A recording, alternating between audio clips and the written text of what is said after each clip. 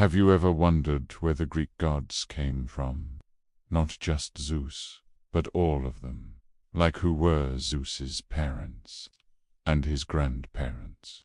It's a cosmic family drama of epic proportions, and it all starts with a book called the Theogony, written by a poet named Hesiod over 2,500 years ago. This isn't just a list of names.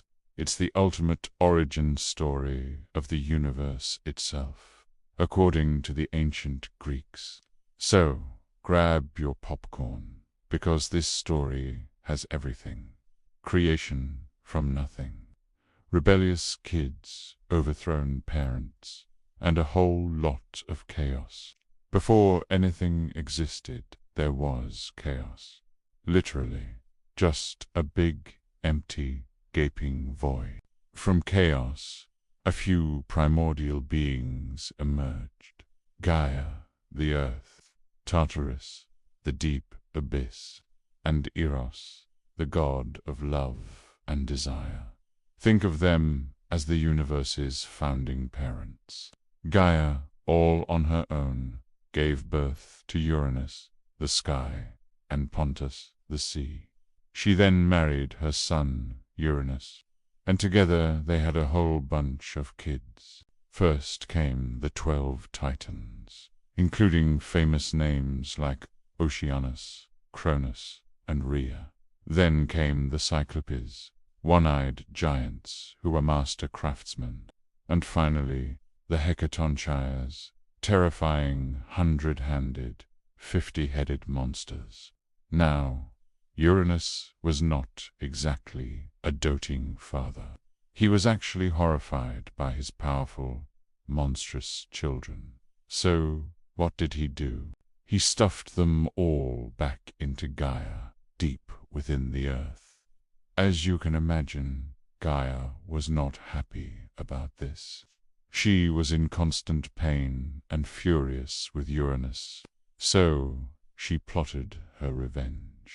She fashioned a great, sharp sickle made of adamant and gathered her children, the Titans, asking for a volunteer to help her overthrow their cruel father. They were all terrified, except for one, Cronus, the youngest and most ambitious of the Titans. Cronus took the sickle from his mother and lay in wait for his father. When Uranus came to lie with Gaia, Cronus ambushed him, castrated him, and threw the severed parts into the sea. From the drops of blood that fell on the earth, the Araneas, or Furies, and the giants were born. And from the sea foam that churned around the castrated parts, a fully grown, beautiful goddess emerged, Aphrodite, the goddess of love. With Uranus out of the picture, Cronus became the new king of the cosmos, and the age of the Titans began. He freed his Titan siblings, but, fearing their power, he kept the Cyclopes and the 100-handers locked away in Tartarus. Cronus then married his sister, Rhea, and they started having their own children. But Cronus was haunted by a prophecy from his parents, Gaia and Uranus. It foretold that he, too, would be overthrown by one of his own children. Paranoid and determined to avoid his father's fate, Cronus came up with a gruesome solution. Every time Rhea gave birth, he would snatch the baby and swallow it whole. He swallowed Hestia, Demeter, Hera, Hades, and Poseidon. Rhea was heartbroken.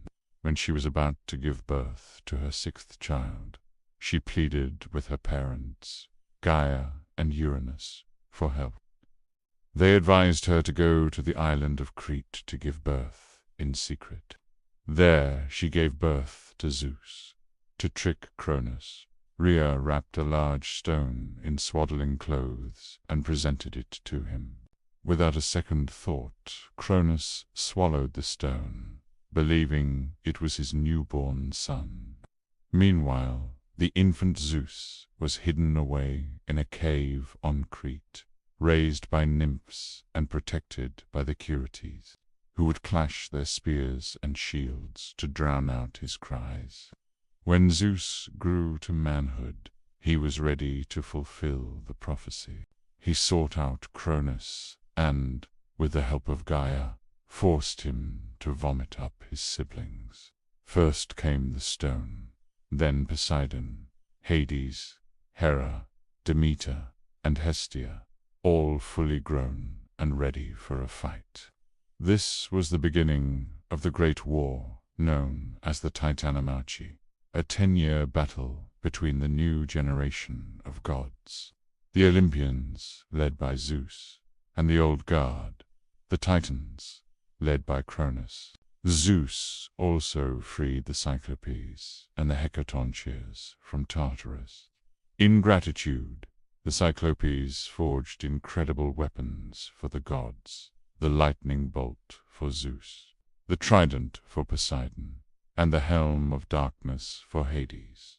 With these powerful weapons and the might of the 100-handers, the Olympians finally defeated the Titans, casting them down into the depths of Tartarus.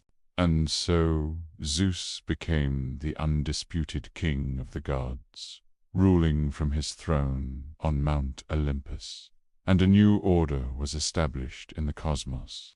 And that, in a nutshell, is the epic beginning of the Greek mythological world, all thanks to Hesiod's Theogony. It's a story that has captivated people for centuries, and it's the foundation for all the myths of heroes, monsters, and gods that we know and love. Thanks for watching, and if you enjoyed this cosmic family feud, don't forget to like, subscribe, and hit that notification bell for more tales from mythology.